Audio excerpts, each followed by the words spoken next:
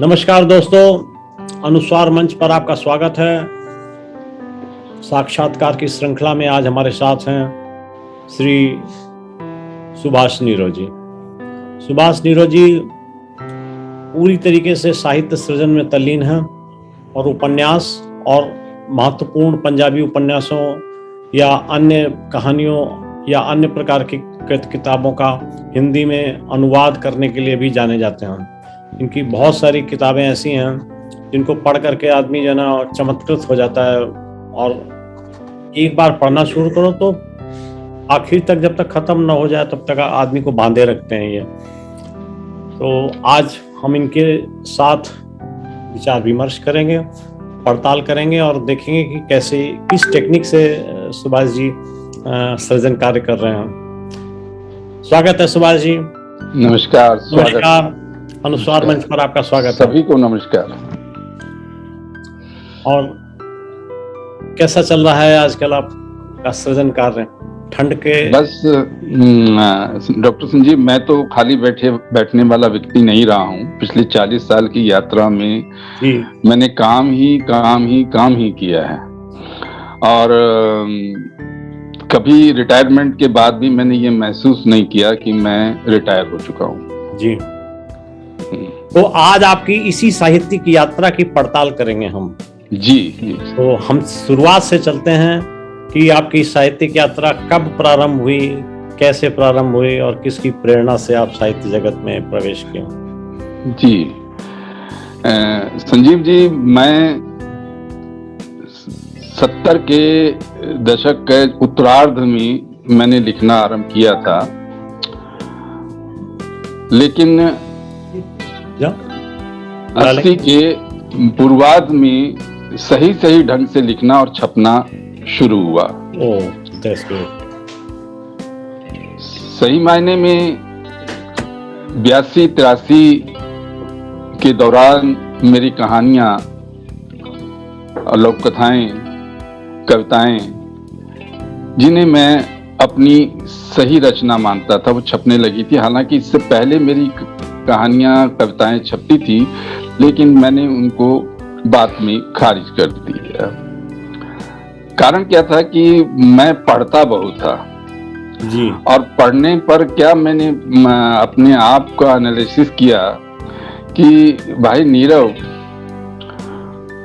तुम जो ये लिख रहे थे 75 से लेकर 80 के बीच में, इसके सरोकार क्या थे?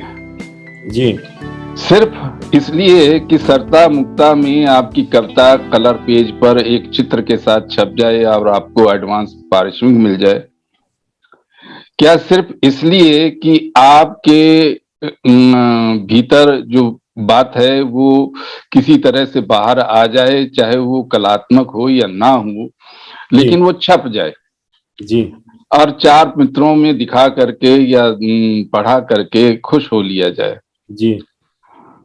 तो मेरा सौभाग्य है कि शुरुआती दौर में ही मुझे मित्र बहुत अच्छे मिले संजीव जी। जी सर। जिन मित्रों ने मुझे मेरा मार्गदर्शन किया और कहा कि यदि तुम इसी तरह लिखते रहे 20 साल भी, तो 20 साल के बाद जब पीछे मुड़ के देखोगे तो तुम अपने आप को वहीं खड़ा पाओगे जहां से यात्रा शुरू की। ऐसा क्यों? अच्छा पढ़ो और अच्छा लिखो, अच्छी पत्रिकाएं पढ़ो, अच्छी किताबें पढ़ो, और तब तोलो अपने आप को कि तुम कहाँ खड़े हो। तो मेरा शुरुआत, जो सही मायने में जो शुरुआत है, वो 80 के दशक के पहले पूर्वार्ध से शुरू होती है। जी।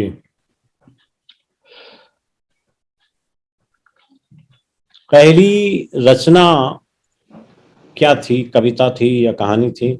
और वो लगभग कब प्रकाशित हुई, अगर आपको? शुरुआत तो जैसे कि आमतौर पर सभी लेखकों के साथ होता है, वो पहले कवि ही होता है। सही कह रहे हैं।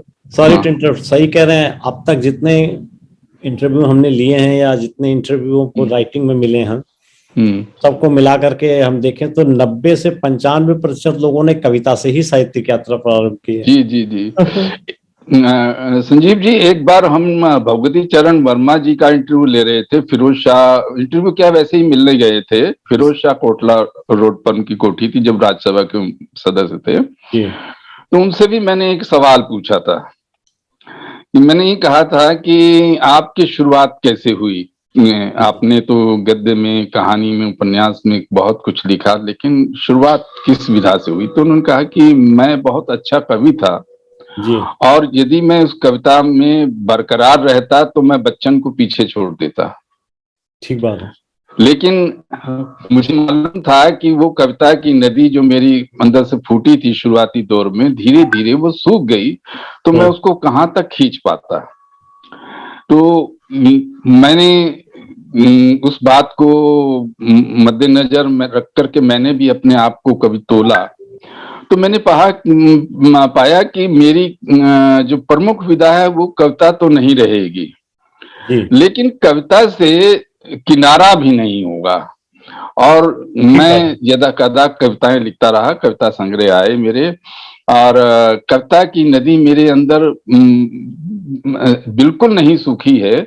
और कविता से जितना सुकून और जितना अपनापन मिलता है, मुझे अन्य विधाओं से थोड़ा कम मिलता है। लेकिन मेरी प्रमुख विधा कहानी, लोक कथा, उपन्यास, ये मेरे विधा प्रमुख विधाएं रही हैं। एक छोटा सा सवाल उठता है, आपने बताया लेकिन मैं थोड़ा सूक्ष्म तरीके से जानना चाहूंगा कि कविता से कहानी और गद्य की तरफ जो माइग्रेशन आपका हुआ, उसके पीछे क्या क्या तत्व थे, क्या क्या कारण थे? कारण बहुत सारे कारण थे, जिसमें दो तीन प्रमुख कारण ये रहे।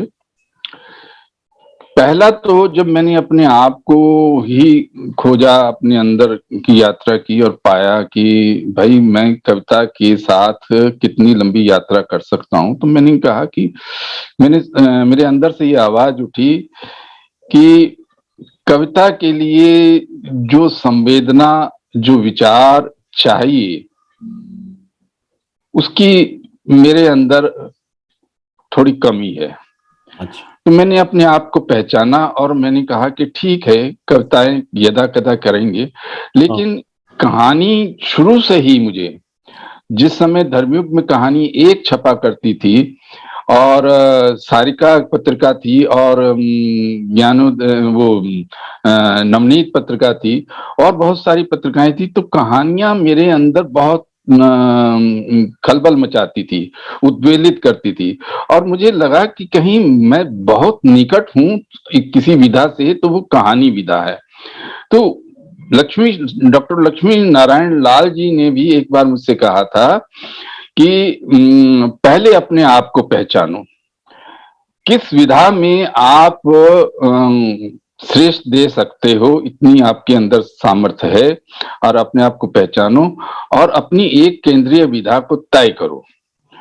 उसके बाद फिर जो अन्य विधाएं हैं उस पर अगर आप धीरे धीरे काम करते रहें तो अलग बात है। तो मैंने तय किया कि मैं कहानी विधा की तरफ, क्योंकि ये मुझे अधिक बांधती है और मुझे अधिक उद्वेलित करती है, ठीक बात। मैं इसकी तरफ आया। और सबसे पहली कहानी मेरी हिंदुस्तान में छपी थी, शीला झुनझुनवाला जी संपादक होती थी।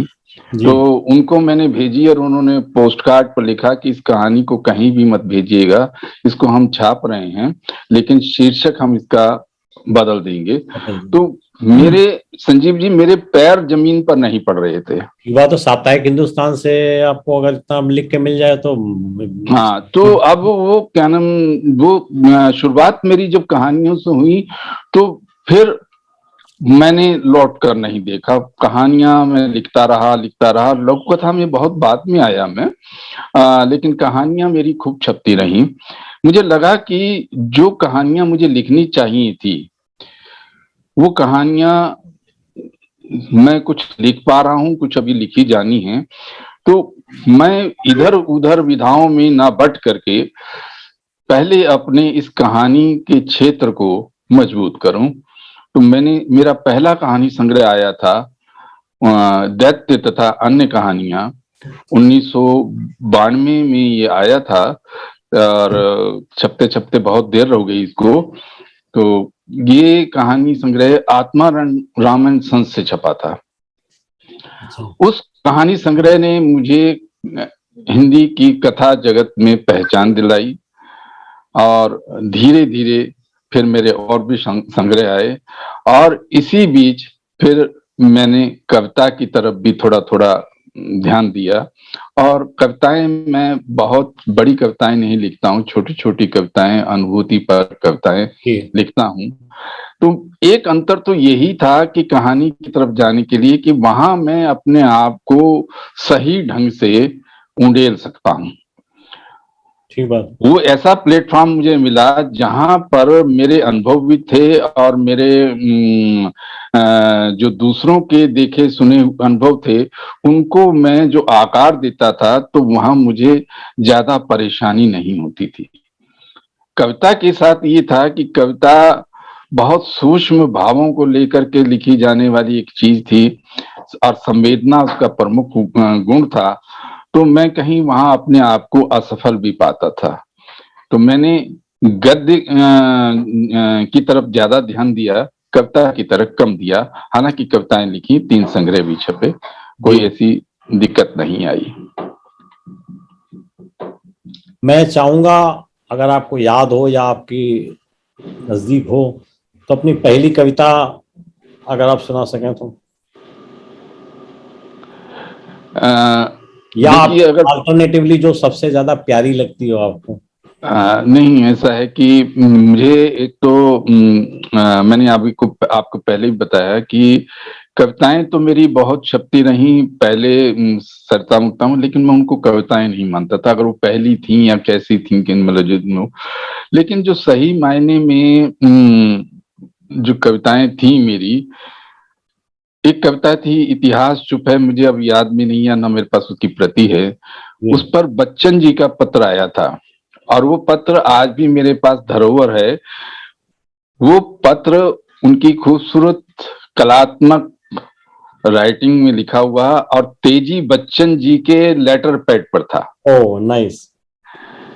उस जमाने में हमारे जो अग्रज वरिष्ठ होते थे वो नए लोगों को का जवाब, उनकी रचनाओं का या उनकी किताबों का जवाब बहुत देते, तुरंत देते थे।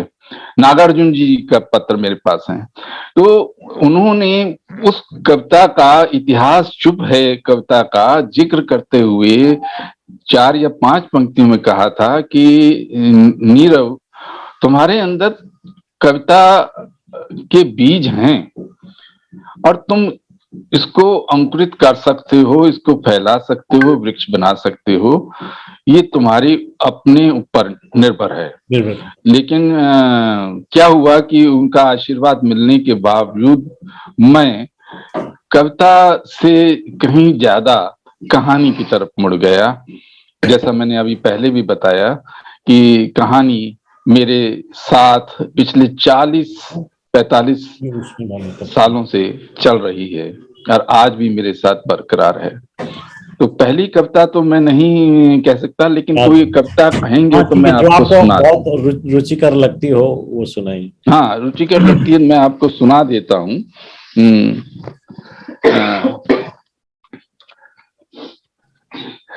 कविताएं मेरी अधिकतर प्रेम से जुड़ी हुई कविताएं रही हैं, लेकिन मैं आपको एक कविता सुना देता हूं जो मुझे बहुत रुचिकर है और मेरे एक नए संग्रह में पहली ही कविता है। बरसों बाद, ये पाखी में भी छपी थी जी। बरसों बाद कोई करीब आकर बैठा सर्दियों की गुनगुनी धूप सा। बरसों बाद कोई करीब आकर बैठा सर्दियों की गुनगुनी धूप सा। बरसों बाद किसी ने यूं हल्के से छुआ जैसे छूती है हवा होले से। बरसों बाद यूं साझे किए अपने 2 बोल किसी ने।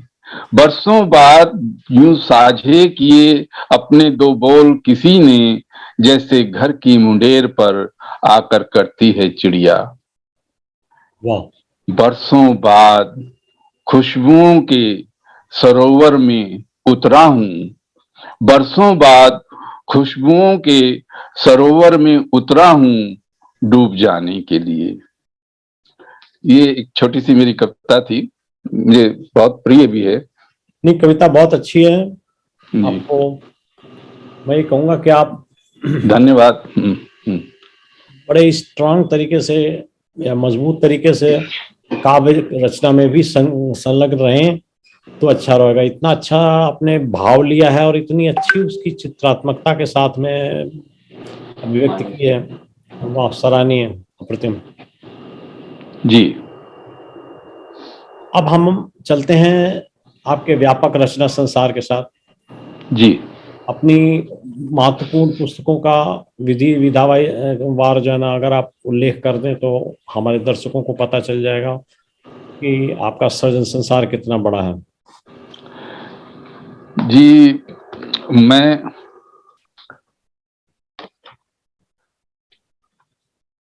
सबका उल्लेख जरूरी नहीं। मैं मोटे तौर पर बता दूं कि कहानी मेरी प्रमुख विधा रही है, तो इसमें मेरे 6 कहानी संग्रह जी आ चुके हैं और 7वां कहानी संग्रह सुभाष नीरव दियां 54 कहानियां पंजाबी में आया था। और ये कहानी संग्रह, पहला कहानी संग्रह दैत्य तथा अन्य कहानियां, फिर उसके बाद औरत होने का गुनाह, फिर उसके बाद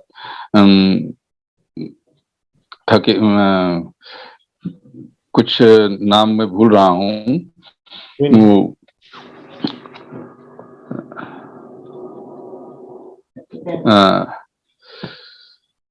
4-5 संग्रहों के नाम मैं भूल रहा हूँ। अभी हाल ही में मेरा एक संग्रह आया था, गौरतलब कहानियां। वो भी प्रकाशक ने मेरी 45 कहानियों में से स्वयं छांट करके 18 कहानियां का चयन किया था और वो कहानी संग्रह गौरतलब कहानियों का एक सीरीज थी, उसमें वो छपा था। बहुत सही। और कुल मिलाकर के देखा जाए तो मैंने अगर कथा विधा में काम किया है तो कहानियों में ही ज्यादा किया है। जी और उसके बाद आता है मेरी लोक कथाएं, और लोक कथा के 3 संग्रह मेरे आ चुके हैं। अभी हाल ही में बारिश तथा अन्य लोक कथाएं संग्रह मेरा काफी चर्चित रहा। उससे पहले सफर में आदमी था और 3 कविता संग्रह मेरे आ चुके हैं, जिसमें अभी लेटेस्ट जो आया है उस बिन पानी समंदर, ये काफी चर्चा में रहा। अभी हाल ही में इस कविता संग्रह को पढ़ करके पूना रेडियो स्टेशन ने, जिन दिनों मैं अभी पिछले दिनों पूना में था बेटे के पास पुणे में, उन्होंने मुझे आकाशवाणी पर बुलाया कि आप इस संग्रह की कुछ कविताओं का पाठ हमारे लिए करें। तो मैंने लगभग 18-20 कविताएं वहां रिकॉर्ड कराई और उसका प्रसारण हुआ। बहुत सुंदर, बधाई। कुल मिलाकर के कहानी, लोककथा और कविता, इसके बीच सिमटता मेरा लेखन है। अगर यदि मैं अपने मौलिक लेखन की बात करूं, जी सर, उपन्यास मेरा चल रहा है लेकिन अभी वो मुकम्मल नहीं हुआ है। संभवतः 2022 में वो पूरा हो जाएगा। और इसके समानांतर अपनी मौलिक लेखन जब से मैंने शुरू किया, उसके समानांतर मैंने अपनी माँ बोली का ऋण उतारने के लिए अनुवाद के क्षेत्र में मैं आया। और इसका एक मुझे बहुत प्रिय भी लगता है और बहुत कई जगह मैंने उसका उल्लेख भी किया है कि मुझे अनुवाद और लोककथा के क्षेत्र में लाने वाले मेरे मित्र रमेश बत्रा जी थे। अच्छा। रमेश बत्रा जी ने मुझसे लोककथाएं लिखने के लिए मुझे प्रेरित किया और लोककथाएं लिखवाई भी, सारिका में छापी भी, जहां जहां रहे वहां छापते रहे। लेकिन उन्होंने अनुवाद के क्षेत्र में भी मुझे राह दिखाई। अच्छा। एक कहानी मैंने उनके लिए की थी, उन्होंने बुलाया कि ये कहानी तो हम नहीं छापेंगे, लेकिन हम आपको एक कहानी देते हैं, इसका अनुवाद करके लाइए। और मैं करके ले गया। उन्होंने मेरी पीठ थपथपाई और उस कहानी को सारिका में छापा। और उसके बाद मेरा अनुवाद का जो सिलसिला चला वो आज तक अविरल चल रहा है। लगभग 60 से ऊपर अनुवाद की किताबें मेरी हैं, जिसमें क्या बात है, मैसिव सर, मैसिव। हाँ, और जिसमें लगभग 9 किताबें तो भारतीय पुस्तक न्यास से छपी हैं, 10वीं आ रही है। और मेरे पास पंजाबी कहानियों का जखीरा 600 से ऊपर कहानियां मैंने अनुवाद की हैं। क्या बात है, क्या बात है। 1940 से लेकर के, नानक सिंह से लेकर के पंजाबी की चौथी कथा पीढ़ी यानी कि 2000 तक की कहानियां, अब तो 2022 तक की मैंने, 2021 तक की कहानियां भी मैंने समेट ली हैं, का अनुवाद किया है। और मेरे पास लगभग इसी तरह लगभग 200 पंजाबी लोक कथाओं का मैंने अनुवाद किया है। लोक कथाओं का, लघु कथाओं का, लघु कथा, हाँ लघु कथाओं का। और उसके भी संग्रह आया था एक, पंजाबी की चर्चित लघु कथाएं। और अंतिम बात कि मैं कविता का अनुवाद करने से हमेशा परहेज करता रहा, लेकिन पिछले 4-5 वर्षों से मुझे प्रेरित किया मेरे पंजाबी मित्रों ने, मेरे हिंदी के मित्रों ने। और मैं कविता जो मुझे अच्छी लगती है, छोटी कविता हो और वो मुक्त छंद में हो, उनका मैंने अनुवाद किया। और लगभग 400 कविताएं मैं अनुवाद कर चुका हूँ, 3 संग्रह आ चुके हैं। सर मैं से कुडंट इमेजिन, इतना का हम कल्पना भी नहीं कर सकते, आपने इतना काम किया। बाप रे जी, बस मेरी ये पूजा है, इसको मेरी कर्म पूजा मान लीजिए कि मैं खाली नहीं बैठ सकता। और ये मुझे ऊर्जा देता है। साहित्य तो हमेशा ही मुझे ऊर्जा देता रहा। मैं कितने ही झंझावातों में रहा, कितने ही उदासियों में रहा, कितने ही डिप्रेशन में गया, लेकिन किताबों के पास जब मैं गया तो वो मेरी माँ बनकर मेरे सामने आई। और उन किताबों ने ही मुझे वो हौसला दिया। एक बहुत पुरानी घटना मैं आपको ये बता रहा हूं कि जब मैंने लेखन का शुरुआत किया था, और मैंने उन दिनों में बेरोजगार था, और बेरोजगारी बहुत 2-3 साल मैंने बेरोजगारी झेली और कहीं नौकरी नहीं मिल रही थी, तो मैंने एक तंग आकर के आत्महत्या करने का भी निर्णय लिया। क्या कह रहे हैं आप? ओ बाबा, ये मैंने लिखा भी है, उल्लेख भी किया अपनी आत्मकथा में। लेकिन क्या हुआ कि ईश्वर तो नहीं चाहता था ना, उसने एक रास्ता बनाया। और हमारे ऑर्डिनेंस फैक्ट्री मुरादनगर में एक छोटी सी लाइब्रेरी बनी थी, नई लाइब्रेरी थी, किसी ने मुझे उसका मेंबर बना दिया। और वहां प्रेमचंद की किताबें आई पहले लॉट में जी, और भी आई, कई लेखकों की आई, उसमें बंगला की उपन्यास भी थे। लेकिन मैंने प्रेमचंद की किताबों का, उपन्यासों का वहां सिलसिलेवार पढ़ना शुरू किया जी। और जब मैंने उसको पढ़ना शुरू किया संजीव भाई, तो मेरे भीतर से एक आवाज आई कि तुम ईश्वर की दी हुई इस देह को जो खत्म करने का विचार तुमने पाला है, उसे बाहर आओ। वो विचार तुम्हारा और वो जो आपकी सोच है, ये किताबें सब धो देंगी।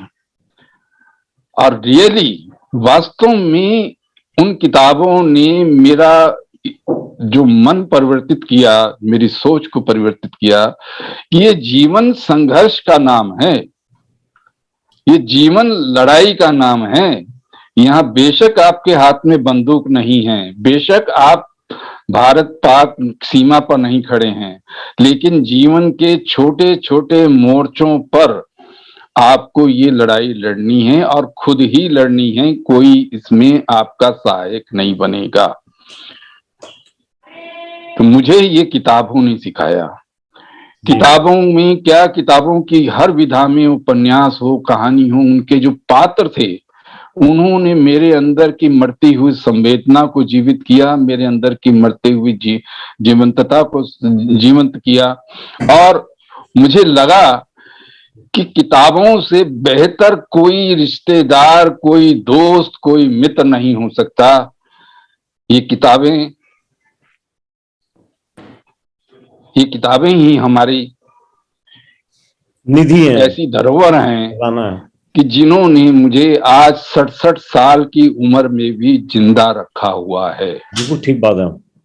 अगर ये किताबें मेरे आसपास ना हों, मेरे बिस्तर पर, मेरे टेबल पर, मेरी अलमारी में ना हों, तो मुझे ऐसा लगता है जैसे मैं किसी जंगल बियाबान में चला गया हूं। ये एहसास मेरे अंदर जब ये किताबें पैदा करती हैं, तो मुझे कहीं भीतर से उस ईश्वर से जुड़ने की राह भी दिखाती हैं कि देखो, तुम इस जीवन में आए हो, कुछ ना कुछ तो तुम्हें करना ही होगा। तो मैंने, शायद ईश्वर ने मुझे ये लेखन का रास्ता सुझाया, बताया।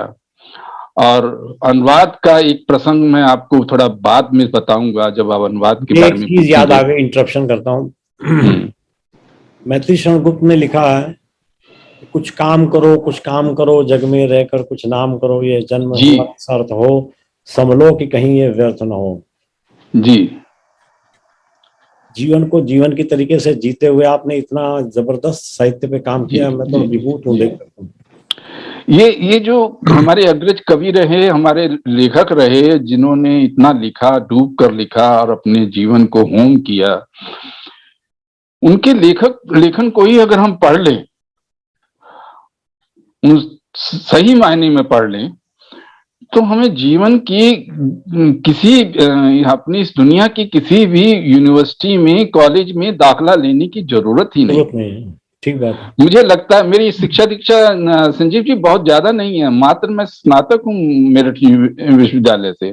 लेकिन जो किताबों ने, जो विश्वविद्यालय मेरे सामने खोला, जो साहित्य ने मेरे को दिया, वो किसी भी विश्व की किसी भी बड़ी यूनिवर्सिटी मुझे क्या दे पाती। मुझे गर्व है कि किताबों से मैंने बहुत कुछ सीखा, बहुत कुछ जाना, जीवन की हर उस उलझन को सुलझाने का कोशिश मैंने इसी साहित्य से की। कमलेश्वर जी से एक बार बात हो रही थी, जब वो हौज खास रहते थे, तो उनकी खासियत ये थी कि वो अपने से छोटे लेखक को भी जब मिलते थे तो अपने कद के बराबर बना लेते थे। ठीक बात।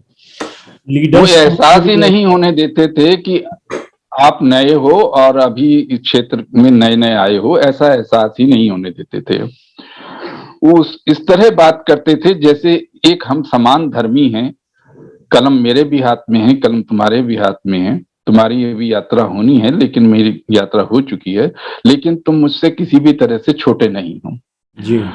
उन्होंने मुझे यही कहा था। मैंने अभी शुरुआत में कहा ना कि मुझे मित्र भी बहुत अच्छे मिले, और सौभाग्य से कुछ लेखक मित्रों ने मेरा बहुत अच्छा मार्गदर्शन किया। तो कमलेश्वर जी ने कहा कि इस जीवन की लड़ाई में नीरव, तुम्हें कुछ ना मिले, कुछ भी ना मिले लड़ने को, तो एक छोटी सी कलम पकड़ लेना, और उस कलम को मैं पकड़े पकड़े अपनी यात्रा अभी तक कर रहा हूं। अद्भुत है आपकी यात्रा। हाँ, कमलेश्वर जी का वो कहना, हालांकि कलम मैं पकड़ चुका था, उनका आशय ये था कि इस कलम को पकड़े रखना, यही हथियार है लेखक का, यही हथियार है जिससे तुम लड़ सकते हो। मैंने बहुत ज्यादा साहित्य नहीं लिखा, लेकिन जितना लिखा पूरी ईमानदारी से लिखा। मैंने वृद्ध जीवन की कहानियां बहुत लिखी हैं, वृद्धों के जीवन से जुड़ी बहुत सी कहानियां हैं, लोक कथाएं हैं मेरी, और पूरी संवेदना के साथ लिखी। कमलेश्वर जी का वो आशीर्वाद ईश्वर करे मुझे बनाए रखे, मेरे हाथ से कलम ना छूटे, जब तक सांस है, जब तक मैं हूं, ये कलम मेरे साथ रहे, चाहे जरूर सर, लगे। हम सबकी कामना रहेगी, जितना काम आपने किया उसको देख करके सभी दंग होंगे। और हम भगवान से प्रार्थना करेंगे आपको दीर्घायु बनाए और आपसे और काम करवाए। मैं आपसे एक काम करवाने की सोच रहा हूँ कि जो वृद्धों पर आपने कहानियां लिखी हैं उनका संकलन मुझे भेज दीजिए। जी, वो लगभग लगभग सभी छप चुकी हैं, कोई बात और नहीं, उनको अगर संकलन। सिर्फ ये कैटेगरी बना करके छापें कि इसमें सिर्फ वृद्ध जीवन की कहानियां हैं, तो वो निकाली जा सकती हैं। हाँ, अभी उससे हाल बड़ी ही में कोई मैंने कहानी। अभी हाल ही में मैंने एक नई कहानी लिखी थी किसान संकट पर, जिस समय किसान आंदोलन चल रहा था। जी वो निकट के जनवरी अंक में, विशेषांक में छपी। जी और वो किसान आंदोलनों की, किसान से जुड़ी कहानी है, लेकिन उसमें वृद्ध हैं। और वो कहानी मेरी अभी लेटेस्ट कहानी है। और इससे पहले मैं लगभग लगभग 1.5 दर्जन तो कहानियां मैंने वृद्धजनों पर लिखी हैं। तो ये मैं काम कर सकता हूं आपके ये लिए, अब कोई आप ऐसी। वरिष्ठ जनों वाली कहानियां जितनी हैं, हम्म, बुजुर्गों वाली, इन कहानियों जी का एक संकलन छापते हैं। और जी दूसरी चीज ये है कि हम अनुस्वार पत्रिका का एक स्तंभ है अनूदित साहित्य। जी जी मैं चाहूंगा कि 4 अंक निकलते हैं साल में, चारों में इस जी स्तंभ में आपकी कहानी या जो भी आप उचित समझें जी रेफरेंस। मैं दूंगा, पंजाबी कहानी का अनुवाद दूंगा।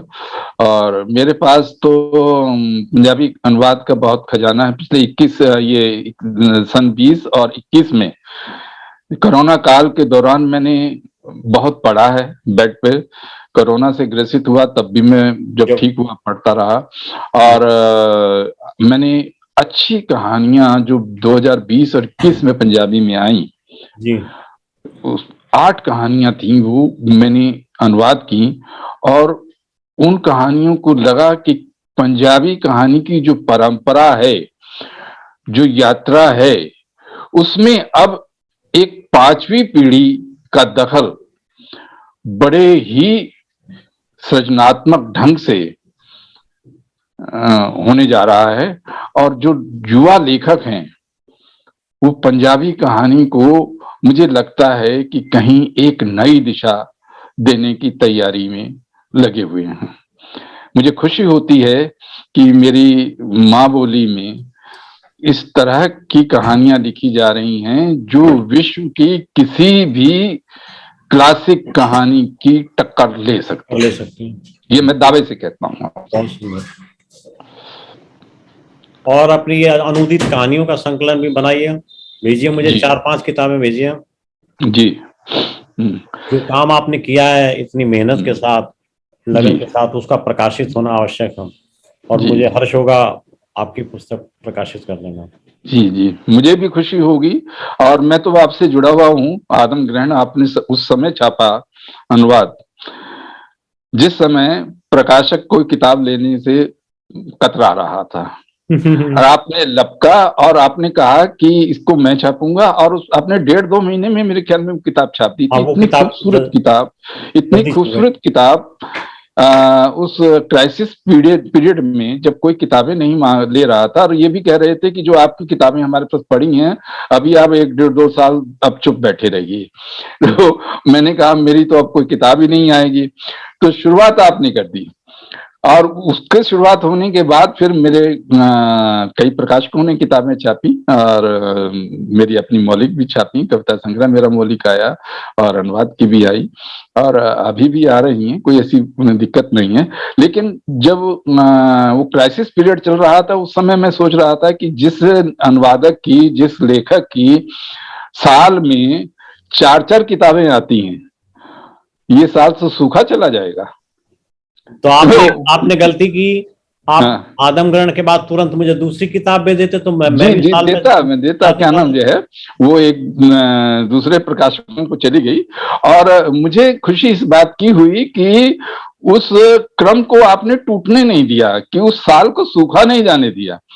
और उस किताब का जो हिंदी वर्जन है, जो इतना खूबसूरत छपा है, कि मैडम को और पसंद आया? बहुत से रिसर्च जो स्कॉलर हैं जो इनसे किन्नर पे काम कर रहे हैं, मुझे अभी भी जम्मू से एक लड़की ने उस किताब को मंगवाया है, मैंने आपका पता दिया है उसको, और वो किन्नर पे रिसर्च कर रही हैं। और 3-4 छात्र और थे जिन्होंने कहा कि इस उपन्यास को पढ़ करके हम इस पे काम करेंगे, कर रहे हैं, और एक तुलनात्मक ढंग से भी काम हो रहा है उस पे। तो कहने का मतलब है कि यदि आप उसे नहीं छापते और उस साल में नहीं छापते तो मेरे उस साल में मेरी कोई किताब नहीं होती। ओ, आपने वो छापी आई एम हैप्पी। और उसके अपनी बाद पीठ ही मेरी थपथपा लेता अन्य हूँ। किताबें छपी हैं। मैं कह रहा हूँ अपनी पीठ थपथपा लेता हूँ आपकी तरफ से। जी जी थैंक जी। You very much. तो अब हम आपको ये कहना चाहेंगे कि इस संदर्भ में नोट करिए कि किसी और प्रकाशक की आवश्यकता नहीं है, इंडिया नेट बुक्स आपके साथ खड़ा है। जी धन्यवाद, बहुत बहुत जी, बहुत बहुत धन्यवाद।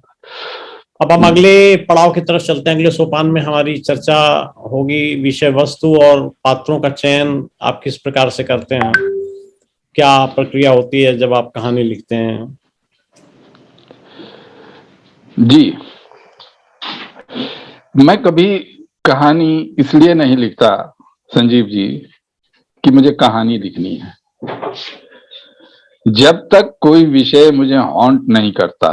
हाँ, कई बार तो पुराने विषय ही नए एंगल से मुझे हॉन्ट करते हैं, बिल्कुल ठीक। और उस पर मैं जब काम करता हूं, अपने जहनी तौर पर जब काम करता हूं, मेरे अंदर बहुत पुरानी यादें भी हैं। मेरे माता पिता विभाजन के बाद, पाकिस्तान की विभाजन के बाद हिंदुस्तान में आए और बहुत ही गरीबी में रहे। वो जो किस्से मुझे सुनाते थे जो बचपन में मैंने सुने, जी, और जिस तरह का संघर्ष मेरे माता पिता ने झेला कि सुबह का खाना है, नाश्ता है तो शाम की रोटी का पता नहीं। जी, ऐसे और मेरी माँ चावल उबालती थी तो उसकी मार रख लेती थी, और कुछ नहीं होता तो हम उस ठंडी मार में गुड़ या शक्कर डाल के खाते थे। तो इतने विषय मेरे पास हैं, जब वो मुझे हॉन्ट करते हैं और जब मुझे मजबूर करते हैं। कमलेश्वर जी की बात करूं कि तो मैं अपनी कलम पर विश्वास करके जब मैं उसे उतारने की कोशिश करता हूं, तो कई बार मुझे लगता है कि मैं लिखते समय अंदर ही अंदर बहुत लहूलुहान होता हूँ, छीलता हूँ, जैसे कोई मुझे रंदा मार करके छील रहा हो। मैं सोच सकता हूँ। हाँ, और तब जब वो कहानी निकलती है, और कई बार ऐसा होता है मैं लिखना कुछ चाहता हूँ, लिखी कुछ और जाती है, और फिर मैं सोचता हूँ कि ये जो लिखी गई है, जो अपने आप कहानी ने मुझे लिखवा लिया है, ये तो जो मैंने सोचा था उससे भी बेहतर है। ठीक बात है।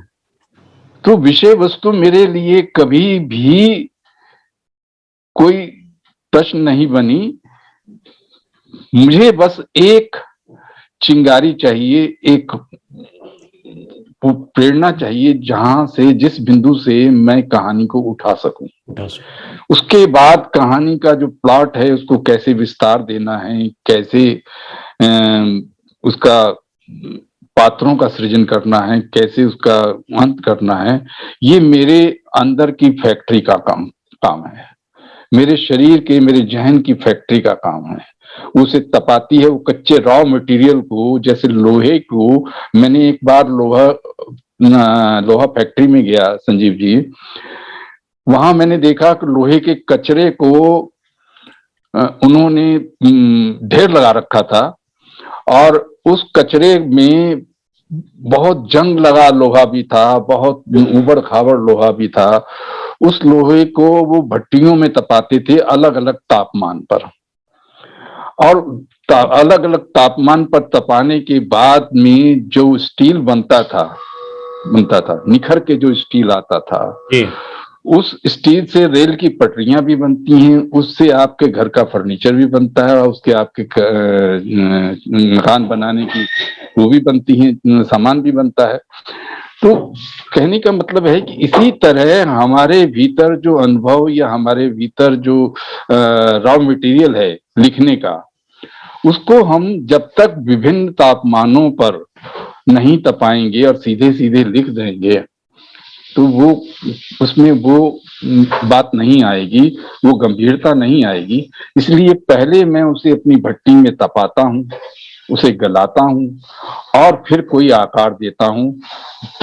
वो कहानी का भी वो आकार हो सकता है, वो लोक कथा का भी आकार हो सकता है।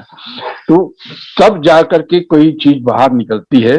फिर उसके बाद मैं जैसे उसको पॉलिश करना है, जिसको रेग मारना है, वो काम मैं भाषा के स्तर पर, शैली के स्तर पर मैं करता रहता हूँ। और मित्रों से जैसे सुझाव आते हैं, कुछ मित्र मेरे को बताते हैं कि यार इसमें ये कमी रहेगी, मैं टेक्निकल अपनी रचना में टेक्निकली कोई कमी ना रह जाए इसलिए मित्रों को पढ़ावाता हूँ।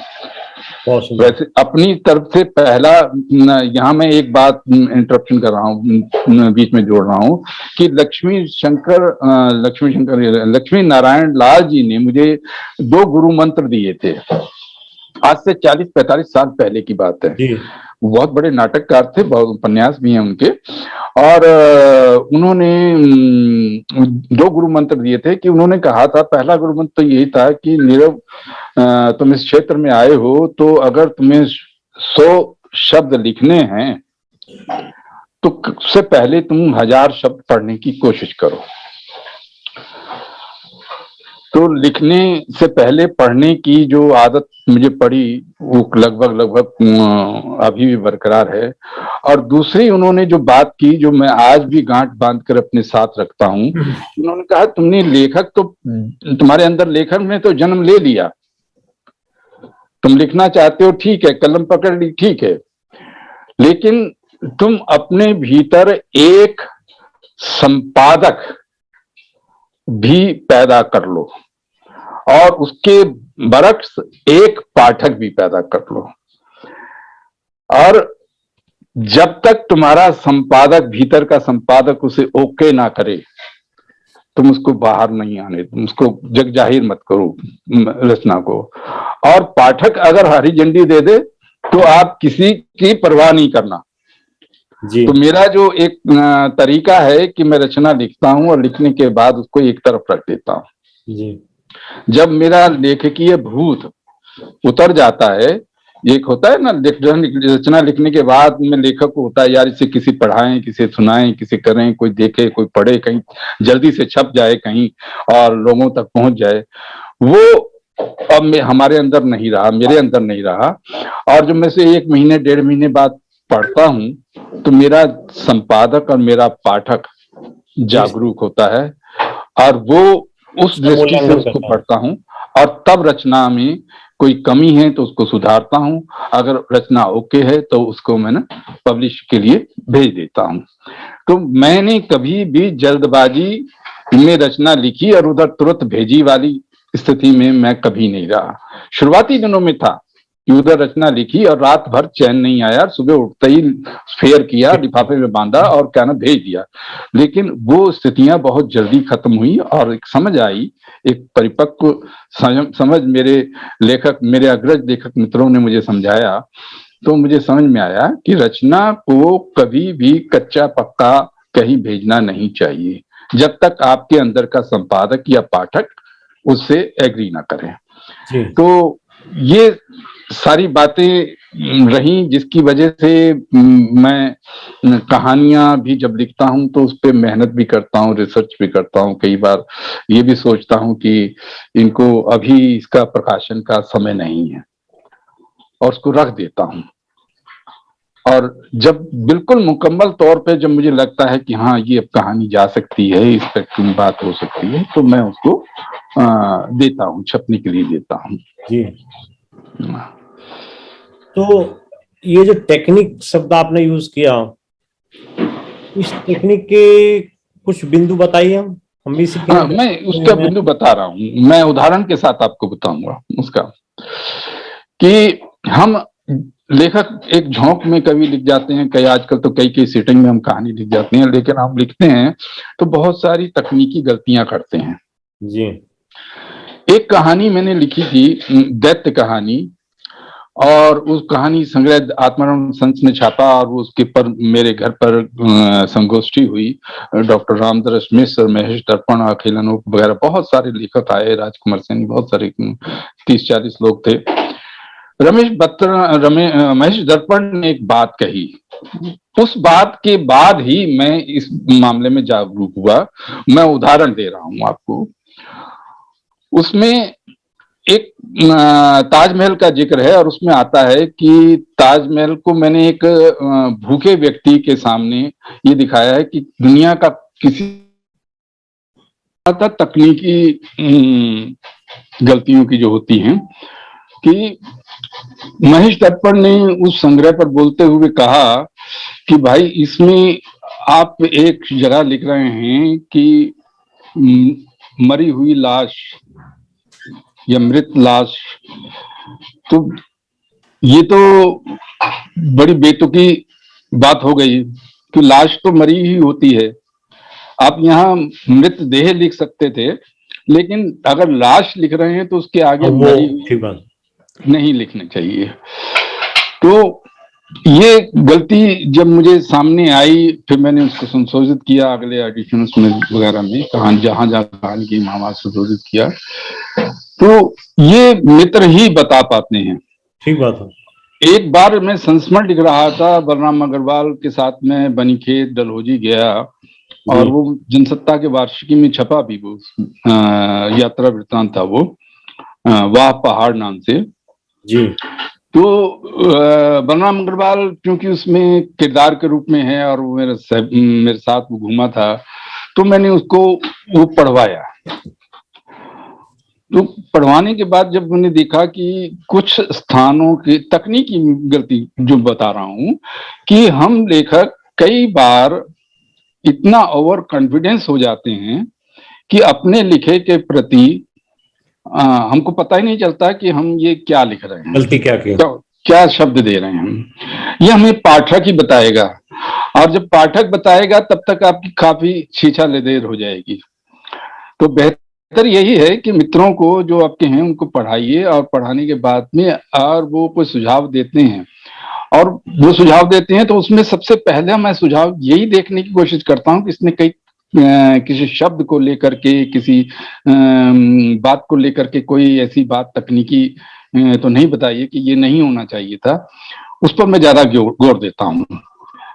तो उसने मुझे कई स्थानों का जब मैंने वो विवरण वहां पे दिया था, नाम सहित दिया था, और डलहौजी कैसे स्थापित हुई, और कैसे डलहौजी और बनीखेत के बीच की जो दूरी है वो कितनी है, कैसे वो विवरण कहीं गलत जा रहे थे, गलत जा रहे थे। और वो विवरण कुछ तो मैंने अपनी याददाश्त के आधार पर लिए थे, और कुछ मैंने गूगल अनुमान के आधार पे, अनुमान नहीं, गूगल के आधार पे। अब चूंकि बलराम अग्रवाल मेरा ऐसा मित्र है, मेरा सखा है, कि वो हर तरह से मुझे साहित्य में भी और मुझे साहित्य की दुनिया से बाहर भी मेरे साथ जब भी रहा है, मेरी उसने मदद की है। मदद इन द सेंस कि उसने जहां जहां मैंने गलत पैर रखा है मुझे इशारा किया है कि नीरव तुम ये गलत जगह पर पैर रख रहे हो। तो बलराम अग्रवाल ने उन गलतियों को, उन तकनीकी गलतियों को जब सुधारा तो मेरी आंख ही खुल गई, कि मैंने कहा कि अगर ये पब्लिश हो जाता, और पाठक मुझे कहते, पाठक कितने मूर्ख नहीं है, पाठक भी बहुत प्रबुद्ध हो गया है, बहुत स्टडी करता है, पढ़ता है, एक्सेस है सारी इंफॉर्मेशन की, उसको रीच है, उसको वो खुद भी गूगल से चेक कर सकता है, तो आपकी गलती नहीं, गूगल से भी चेक करता है, लेकिन उस समय जिस समय मैं लिखा था गूगल पे भी इतनी ऑथेंटिक सूचनाएं नहीं थी। जी। आज भी नहीं है, होती हैं लेकिन इतनी नहीं होती हैं। तो हमको ज्यादा उस पर इतना विश्वास मैं नहीं करता हूं अभी। तो मैंने कहा कि अगर ये छप जाता और पाठक ये कहता कि भाई ये तो ऐसा नहीं है, ये तो इस सन में नहीं, इस सन में हुआ था, और डलहौजी को इसने नहीं, इसने बसाया था, और जो हम चंबा गए, चंबा के मंदिरों का मैंने उल्लेख किया वहां पर, तो उसमें त्रुटियां जा रही थी उनके निर्माण काल को लेकर के, या उनकी स्थापना काल को लेकर के, या जो राजा था उसको लेकर के। तो कहने का मतलब यह है कि हम जब रचना लिखते हैं, कहानी लिखते हैं, या कोई आलेख लिखते हैं, या कोई ऐसी बात लिखते हैं, तो हमको पूरी प्रामाणिकता के साथ ही पाठक के पास जाना चाहिए। ठीक बात है, बहुत सही सुझाव दिया आपने, बहुत ही नहीं बनना चाहिए कि आपने जो लिख दिया वो आंख मीच करके पढ़ लेगा और आपकी वाह वाह कर देगा, ऐसा नहीं होता। तो इस तकनीकी गलती की तरफ में मेरा आशय था कि हम बहुत सारी चीजें ऐसी लिख जाते हैं जिसको हम बाद में हमको याद दिलाता है, तो तब हमें ध्यान आता है कि हाँ, ये गलत चीज चली गई। मैं बहुत कुछ रचनाएं ज्यादा किसी को नहीं पढ़ाता हूँ, अपने 2-4 मित्रों को ही पढ़ाता हूँ, जिसमें बलराम अग्रवाल भी एक है। और मेरी कोशिश यही रहती है कि उस तकनीकी गलती को, अगर वो चली गई है, उसकी तरफ वो इशारा करे।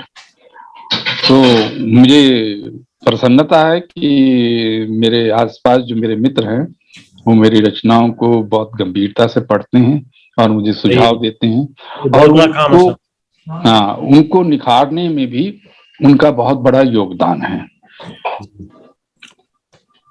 आप सारी जो रचनाओं का आपका संसार है, उसमें सबसे अच्छी, और सबसे अच्छी नहीं बल्कि सबसे ज्यादा रुचिकर कहानी आपकी और पात्र कौन इंगित करेंगे, कौन लगता है आपको? मेरे अधिकतर रुचिकर पात्र तो वही हैं जो वृद्ध जीवन से जुड़ी हुई कहानियां हैं। और एक कहानी मुझे बहुत पसंद है, जिसको सत्येन कुमार जी ने अपनी कहानियां पत्रिका में छापा था, और वहां किसी और शीर्षक से छपी थी, फिर बाद में वो कहीं दूसरे शीर्षक से छपी।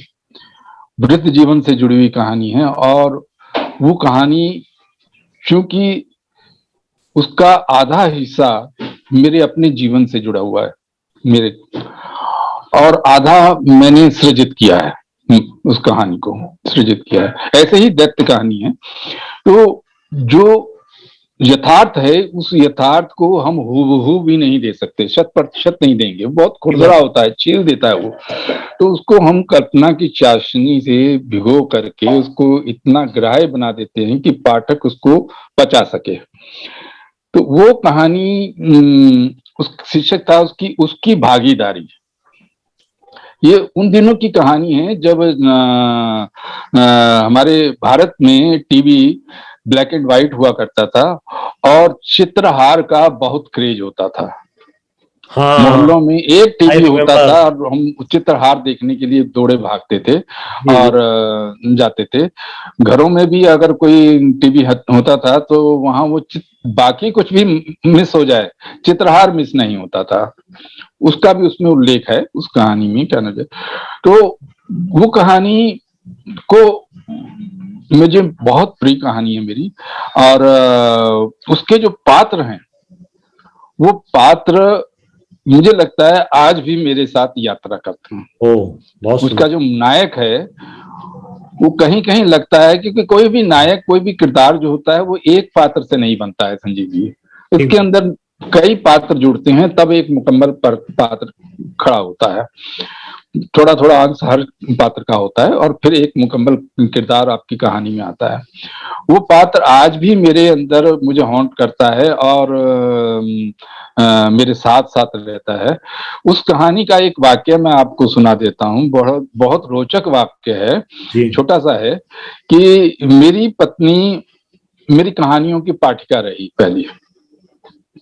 तो उन्होंने जो वो कहानी पढ़ी तो उन्होंने कहा कि कहानी तो बहुत मार्मिक है, बहुत अच्छी है, सब कुछ है, लेकिन कहानी वहां खत्म नहीं हो जाती जहां आपने लिखा है कि माँ पिताजी के कमरे का दरवाजा भीड़ कर चित्रहार देखने बच्चों के साथ आके बैठ जाती है। उसके बाद जो डेडलाइन आपने दी है वो मुझे व्यर्थ ही लगती है, मतलब। तो मैंने को इग्नोर किया। मैंने कहा कि तुम्हारी इतनी समझ नहीं है साहित्य की। मैंने ये 1.5 पंक्तियां जो डाली हैं ये कहानी को और मार्मिक करने के लिए डाली हैं, ठीक है। तो मैंने उस पर गौर नहीं किया, पत्नी की सुझाव को मैंने नकार दिया, टोटली नकार दिया। और मैंने वो कहानी, रणवीर दिनेश होते थे दिनमान टाइम्स में, और दिनमान उन दिनों में कहानियां भी छापता था, जब अखबारी हो गया था वो पत्रिका से, तो उन्होंने कहानी मांगी और 2-3 कहानियां छापी भी थी उन्होंने, लोक कथाएं भी छापी थी। तो वो उन कहानी मांगी तो उन्होंने कहा कहानी हम रख रहे हैं। और मैं एक बात पूछना चाहता हूँ नीरव जी कि कहानी तो वहीं खत्म हो जाती है जहां माँ दरवाजा भीड़कर पिताजी का बच्चों के संग आकर चित्रहार देखती है। मैं एकदम चौंका और हतप्रभ रह गया। मैंने कहा ये बात तो मेरी मिसेज ने भी कही थी, पत्नी ने भी कही थी। तो मुझे लगा कि यार अगर एक पढ़ा लिखा व्यक्ति कह रहा है, एक पाठक कह रहा है, एक संपादक कह रहा है, तो कहीं ना कहीं तो कहीं है कुछ बात। मैंने उस पर मनन किया, मनन करने के फिर भी एक लेखक के भीतर एक भूत होता है, एक अपने लिखे के प्रति मोह होता है। मैंने उसको रख दिया। और हमारे एक मित्र होते थे सुरेश यादव, उनकी डेथ हो गई थी। बहुत अच्छे कवि थे और बहुत अच्छे वक्ता, बहुत अच्छे आलोचक भी थे। तो वो मेरी कहानियों के बड़े फैन रहे। वो कहानी को ले गए और उन्होंने पढ़ने के बाद उन्होंने जवाब नहीं दिया। तो मैंने पूछा भी क्या हो गया, कि नहीं मैंने पढ़ ली और मेरी मिसेज ने भी पढ़ ली और कहानी बहुत अच्छी है, बहुत उम्दा कहानी है। और लेकिन एक सुझाव है यार, अगर मान लो, मैंने क्या बोले, उसको 1.5 लाइन अंतिम काट दो। अब मेरे जो लेखकीय जो भूत के वो थे वो ठंडे हुए और मैंने कहा कि नहीं, मैंने एक सच्ची पाठक जो कहानियों की, जिसको साहित्य से कोई लेना देना नहीं है, उस सच्चे पाठक की बात को इग्नोर किया। मैंने वो पंक्तियां हटाई और फिर वो रणवीर दिनेश ने कहानी छापी। वो न जाने कितनी भाषाओं में अनुवाद हुई और आज भी वो मेरी प्रमुख कहानी है और उसका टाइटल बदल गया है। लेकिन कहने का मतलब ये है कि हम पाठक की राय को भी इतनी जल्दी इतने हल्के से नहीं ले सकते हैं। बहुत सी कहानियां ऐसी होती हैं कि हम थोड़ा सा, बहुत छोटा सा स्पर्श देने से ही, थोड़ा सा ही काट छाट करने से ही कहां की कहां खड़ी हो जाती हैं। तो ये एक इस कहानी के साथ बहुत रोचक वाकया था, मैंने आपके साथ शेयर किया। ये कहानी मेरी बहुत प्रिय कहानी है और मुझे आज भी लगता है कि इस कहानी को लिख करके मैंने कहीं न कहीं उस बोझ को उतारा है, उस ऋण को उतारा है जो मैं लिए घूमता था।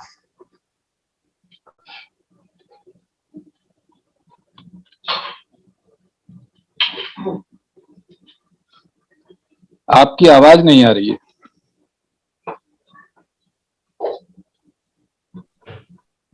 आपने बड़ी विस्तार से सारी टेक्निक के बारे में और गलतियों के बारे में और संपादन के बारे में बताया।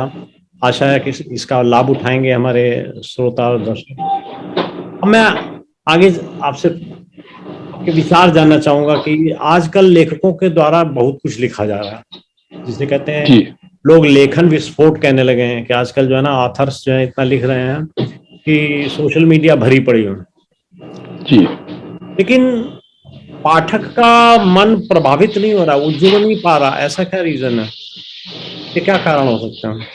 तो डेप्थ नहीं है। डेप्थ जो लेखन में जो गंभीरता या डेप्थ होनी चाहिए, गहराई होनी चाहिए, वो नहीं होती। ये जो सोशल मीडिया या फेसबुक पर जो लेखन है, ये तुरंत फुरत छपने का और वाहवाही लेने का अधिक माध्यम बना हुआ है। अगर उन्हीं रचनाओं पे थोड़ी देर बैठ करके काम किया जाए, पूरे मनन के साथ मंथन किया जाए और सोचा जाए, उन रचनाओं को बेहतर बनाया जा सकता है। यही कारण है कि वो फेसबुक तक ही सीमित रहती हैं या सोशल मीडिया तक ही सीमित रहती हैं। ये जो बाढ़ आई है, बाढ़ तो हमारे जमाने में भी थी जब हम नए नए लिखना शुरू किया था। बाढ़ कभी भी हमेशा नहीं रहती है संजीव जी। जी सर। ये सोशल मीडिया की बाढ़ है, कल कोई और विधि आ जाएगी, फेसबुक की जगह कुछ और आ जाएगा, फिर उस तरफ लोग चले जाएंगे। ट्विटर आ गया और पता नहीं क्या क्या, इंस्टाग्राम आ गया, तो ये हमेशा नहीं रहते हैं। और जो बाढ़ के बाद छन कर बच जाता है वही क्या नाम जो है आपके मतलब का होता है। तो ये जो मुझे तो इसमें एक जो प्लस पॉइंट लगता है, जो मुझे प्लस पॉइंट लगता है वो ये है कि कम से कम जो लोग लेखन से मुंह बिचकाने लगे थे, किताबों को पढ़ना छोड़ दिया था या साहित्य से की और गौर नहीं करते थे, वो कम से कम इसकी वजह से शब्द के प्रति और लिखे के प्रति आकर्षित हुए और उनके अंदर भी आया कि हम भी लिख के देखें। हम जब शुरुआत में थे तो हमने भी तो यही सोचा था ना कि हमारे अंदर जो कुछ है हम भी लिखें, ऐसा तो हम भी लिख सकते हैं। जब हम सारिका में कहानी पढ़ते थे या अदम्बी में पढ़ते थे या कहीं और पढ़ते थे कि हम क्यों नहीं लिख सकते, तो वो अगर उनके अंदर ये भावना पैदा हुई है लिखने की तो ये प्लस पॉइंट है। और वो एक दो के नहीं हुई है, एक बाढ़ है, एक ऐसा सिलसिला चला है जब से फेसबुक आया। 2000 के बाद की जो पीढ़ी है उसमें से 80 या 90% पीढ़ी फेसबुक से जुड़ी हुई है। और वो पीढ़ी अगर कहीं कमी नजर मुझे आती है, जो उस कमी को को दूर कर लेते हैं वो बहुत बेहतरीन लिख रहे हैं। एक कमी बस यही नजर आती है कि वो अपने लिखे के प्रति इतने उदासीन हैं, इतना वो लापरवाह हैं कि वो उसको तुरंत छपा हुआ देखना चाहते हैं और तुरंत वाहवाही भी चाहते हैं। अगर वो उसको गंभीरता से उसको मनन करके मंथन करके उसको लिखें और किसी मित्रों को दिखाएं और फिर उनको कहीं प्रकाशन करें तो निसंदेह वो उस कमी को दूर कर सकते हैं। लेकिन अगर आप वहां पर किसी रचना को की कमी बता दोगे तो वो वैसे भी नाराज हो जाती हैं। और नाराज का मतलब पिछले दिनों तो मैंने ऐसा लगा जैसे मैंने किसी मधुमक्खी के छत्ते में हाथ डाल दिया। मैंने किसी को उसने कमेंट्स मांगा कि आपने मेरी रचना में, मैंने कहा कि ऐसा है, मैंने बता दिया, मैंने कहा मुझे ऐसा लगा इस कहानी में ये कमजोरी है और इस कमजोरियों को आपको दूर करना चाहिए। और तो बोले फलानी तो ये कह रही है कि कहानी बहुत बढ़िया है और इसमें कोई कमी नहीं है। मैंने कहा उन्हीं का विचार आप मान लीजिए, तो वो मेरे से क्यों पूछ रही हैं। और फिर उसके बाद में एक ऐसा तांता लगा, मैंने फिर उसको क्या ना वहां से इस तरह के कमेंट्स देना ही बंद कर दिया कि भाई हम क्यों क्या ना जो सीखना ही नहीं चाहते, कुछ जानना ही नहीं चाहते, तो उनको हम क्यों बताएं कि भाई आप क्या है। मेरे पास इतनी ढेरों किताबें आती हैं, सर आप इसकी समीक्षा लिख दीजिए, सर आप इस पे कुछ लिखिए। और हर किताब पर नहीं लिखा जाता ना संजीव जी, हर किताब पूरी पढ़ी भी नहीं जा सकती है। मतलब किताब वही पढ़ पाता हूँ जो मुझे पढ़वा ले जाती है, मुझसे अपने आप को पढ़वा ले जाती है। तो वहां पर अगर आप उनको थोड़ा सा राह दिखाते हैं, अब जैसे हमको हमारी जो पीढ़ी अग्रज पीढ़ी थी, उन्होंने अगर लक्ष्मी नारायण लाल ने हमें कुछ कहा तो हमने उसको गांठ बांधा और अपने जीवन में उतारा। अगर कोई कमी बताई तो हमने कहा। नागार्जुन जी ने एक संस्मरण और याद आ रहा है कि नागार्जुन जी को मैं मुरादनगर ले गया था दिल्ली से। एक विविधा नाम की हमारी संगोष्ठी होती थी जिसमें हम कुछ युवा लेखक मिलकर के सारिका के अंकों पर या इधर लिखी जा रही कहानियों पर बात करते थे या कविताओं पर बात करते थे।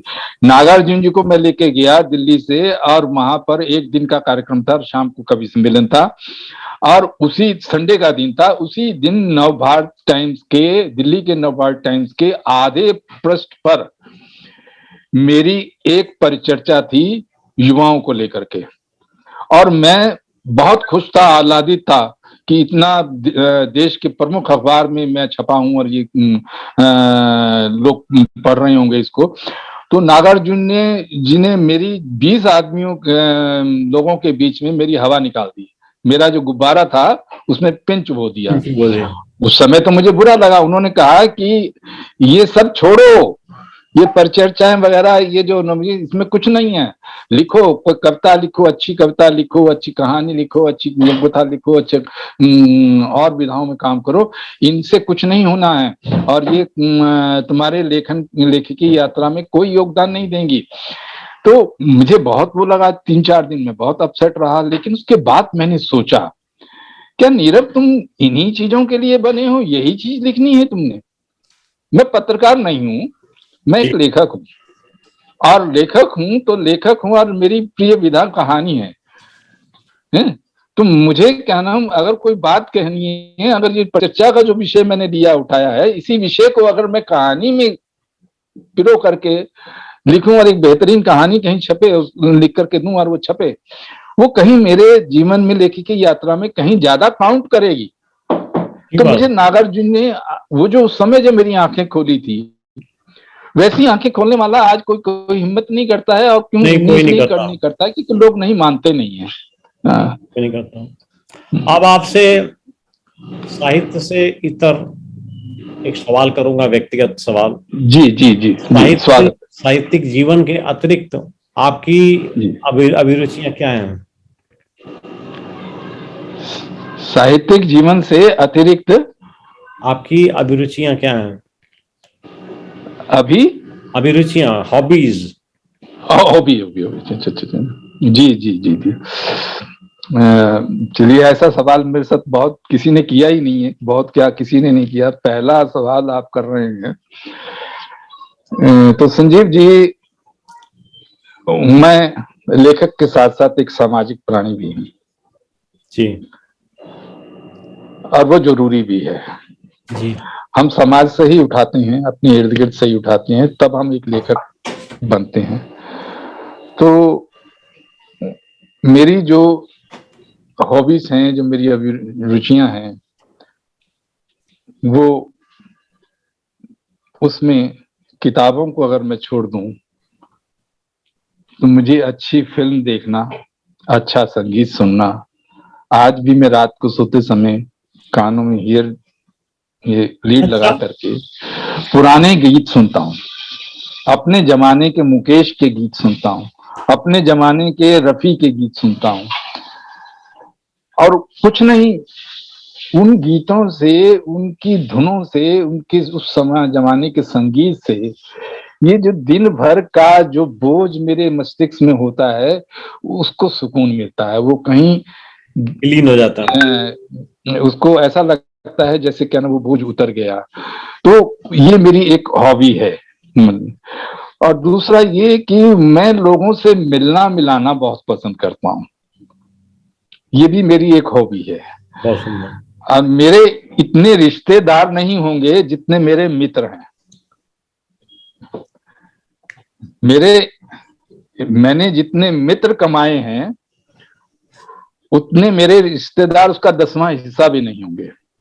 रिश्तेदार हैं, बहुत अच्छे रिश्तेदार हैं, लेकिन मैंने जो मित्र कमाए हैं वो जम्मू से लेके कन्याकुमारी तक जो मुझे मिले भी नहीं हैं, और कभी हम फेस टू फेस भी नहीं हुए हैं, वो मित्र मुझे, जब मैं साउथ की ट्रिप पे गया और वहां पर जब मुझे वो मित्र मिले तो मेरी भीतर एक जो गर्व की अनुभूति होती है कि आपने जीवन में जो मित्र कमाए हैं वो कम से कम अच्छे तो अच्छे कमाए हैं जी। और जो जिनको साहित्य से लगाव है, जिनको जीवन से भी जुड़ाव है, जो मेहनत भी करते हैं, जो खेत में हल भी चलाते हैं, जो टूटी वाला नल ना लगा करके जो हैंडपंप होता है उससे पानी निकाल करके बाल्टियां भर के घर में लाते हैं और उसी में नहाते हैं। आज भी वो मशक्कत करते हैं, और पैदल चलना या साइकिल से चलना आज भी उनकी वो है, पाँव में हवाई चप्पल है। तो ऐसे मित्र जब मेरे को मिले तो क्यों मिले? क्योंकि मुझे मिलना जुलना बहुत प्रिय रहा है, मेरी हॉबी रही है। ये तो वैश्विक आपदा 2 साल से हम झेल रहे हैं कि हम घर घुसू हो गए और घरों में हम बैठ गए, हम मिलना जुलना हम बंद हो गया। रिटायरमेंट के बाद में, सेवानिवृत्ति दिसंबर 2013 के बाद में, मैं दिल्ली की कोई भी साहित्यिक गोष्ठी इसलिए अटेंड नहीं करता था कि मुझे इस पर वो कहानी सुननी है या कविता सुननी है या ऊपर चर्चा सुननी है या किताब का भी विचुनना है, मैं इसलिए भी अटेंड करता था कि मुझे मित्रों से मिलना है, मित्रों से मिलना है और मित्र बनाना है। तो मतलब इसी श्रृंखला में आपसे एक प्रश्न पूछता हूँ जी, आप नोएडा की तरफ कभी आते हैं? मैं आपको नोएडा की जब बहुत साल हो गए, मैं आपको और करता हूँ कि एक दिन मौका निकालिए, आइए जरा। जी जी जी आऊंगा, पर चर्चा हो। जी। अट्टा के पास में हमारे एक कथाकार रहते थे, आप उनका परिवार है वहां पे, हरवंश कश्यप कहानीकार थे और मेरे ही मंत्रालय में थे वो, जिसमें मैं था। तो हम दो कथाकार थे उस मंत्रालय में, शिपिंग एंड ट्रांसपोर्ट में। वो एक पत्रिका निकालते थे, मचान देखी मैंने। मुझे संपादक भी बनाया, उसका सह संपादक भी बनाया। तो मैं जाता था, शायद मेरे ख्याल में सेक्टर 27 होगा, अट्टा के पास में कोई। अट्टा के पास 27 है। हाँ 27 के आज भी उनके बेटे हैं, मतलब 27 के लेफ्ट में, 27 के लेफ्ट में सेक्टर 19 है। छोटा सा जनता फ्लैट था उनका, लेकिन उन्होंने बना लिया था 2-3 मंजिले। हाँ। तो मैं वहां जाता था और वहां पर कई मित्र आ जाते थे, शेरजंग गर्ग आ जाते थे, आपके हरिशमन बिष्ट जी आ जाते थे, और भी बहुत से लोग आ जाते थे। तो वहां अपना क्या होता था कि हाँ भाई, क्या नया लिखा हो सुना दो, मतलब जो है, या फिर हमारा सुन लो, हमने जो लिखा हमारा सुन लो। तो ये होता था। तो हम तो वो, जहां मेरा मंत्रालय रहा ट्रांसपोर्ट भवन में, बाद में मैं सेना भवन में चला गया, तो हम लोग सर्दियों की गुनगुनी धूप में प्रदीप पंत जो मेरे बगल में करते थे जीवनदीप बिल्डिंग में, और श्रवण कुमार कहानीकार जो पीटीआई में थे, और भगवान दास मोरवाल, ये सब लोग हम आकर के मावलंकर हॉल की हरी घास पे बैठ करके क्या नाम मूंगफली भी खाते थे, रचनाएं भी सुनाते थे और सुनते भी थे। तो ये मित्र, मतलब वो बड़े सुखद पल होते थे। मेरी बड़ी इच्छा थी कि मैं आऊं नोएडा में, लेकिन अब ये स्थितियां ठीक हों, ईश्वर को यही करते हैं कि ये कोरोना वोना सब खत्म हो और हम लोग फिर से मिलें, फिर से हम क्या नाम उसी तरह मिला करें, गले मिलें, ऐसी स्थितियां पैदा हों। तो मैं आऊंगा। और नोएडा कोई ऐसा इतना भी नहीं है दूर की क्या नाम जो ना पहुंचा जा सके। मेट्रो से 30 मिनट्स का रास्ता है द्वारका से। जी जी जी, मेरे यहाँ से ना नोएडा की सीधी मेट्रो है, सीधी मेट्रो।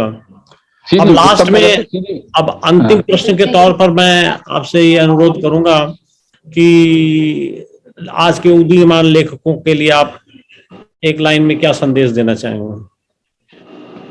मेहनत, आत्मविश्वास और संकल्प, ये 3 वो हैं। मेहनत करते रहिए और अपने आत्मविश्वास को कभी डिगने मत दीजिए, और संकल्प लीजिए कि आपने क्या लिखना है। बहुत सुंदर। ये 3 चीजें आप अपने गांठ बांध लीजिए, और निसंदेह आप अपनी यात्रा में आज नहीं तो कल, कल नहीं तो परसों मंजिल पर आप उदयमान से लेखक से वरिष्ठ लेखक, प्रबुद्ध लेखक की श्रेणी में आ जाएंगे। धन्यवाद। बहुत अच्छा लगा संजीव जी, आपने, मुझे लगता है मेरे जीवन का ये पहला इंटरव्यू है जो इतने एस्पेक्ट्स को लेकर के किया गया है। हालांकि इंटरव्यू मेरे बहुत हुए, लिखित इंटरव्यू हुए और प्रश्न भेज दिए, मैंने जवाब दे दिए, या आमने सामने भी हुआ, तो लेकिन ऐसा नहीं हुआ। तो 10-12 इंटरव्यू मेरे हो चुके हैं। तो लेकिन मेरे जीवन के विभिन्न क्षेत्रों को आपने छुआ, उन बिंदुओं को छुआ जो अब तक नहीं छुए गए। और खुशी होती है कि एक लेखक के भीतर की दुनिया को आपने खंगालने की कोशिश की और उसमें कामयाब भी हुए। बहुत बहुत आपका शुक्रिया, धन्यवाद, आभार। Thank you sir. आपसे ये मित्रता बनी रहे, आपसे ये